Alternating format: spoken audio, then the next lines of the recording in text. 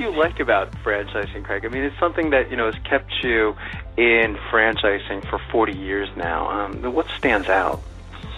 Well, if it's done right, it's pretty remarkable. When it's not done right, it's one of the worst horror stories you've ever seen in your lives. And I've certainly seen a number of horror stories throughout the years. But the real core to franchising is if you have, and you make the assumption that a particular company has a viable product or service, whether the maid service is reliable, the pizza is good, the burgers are fabulous, whatever it might be. And if they want to reach out to more consumers and they want to grow, but they haven't got the money, they haven't got the people, or they may not even have the time because competition's coming in, then they turn to an alternative, and that alternative most likely is franchising. And the whole purpose of franchising is to create market share, to be able to provide more products, more services to the end user, to the consumer for usage or consumption. So what it does is it really satisfies the goals of both parties, allows the company to grow, and it gives an opportunity for an individual or a group the ability to participate and leverage the resources of the franchise company.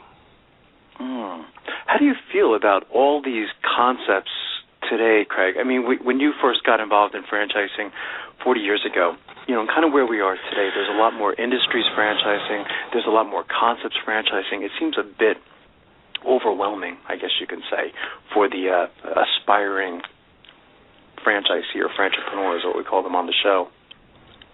Yes, it is. There are more franchise companies today than ever before. I always like to reference what's called the Pareto principle, the 80-20 rule, where 80% of the volume or activity comes from 20% of your menu items, your service items, whatever it might be. But I can honestly say that that's not true in franchising. We really have more like 10 to 12, maybe 15% of all franchise companies doing the most activity. So you're right, there's a lot of companies out there that are franchising that either shouldn't be franchising, they're not prepared to franchise, they're not structured properly, but somebody's put together the proper documents so legally they can franchise.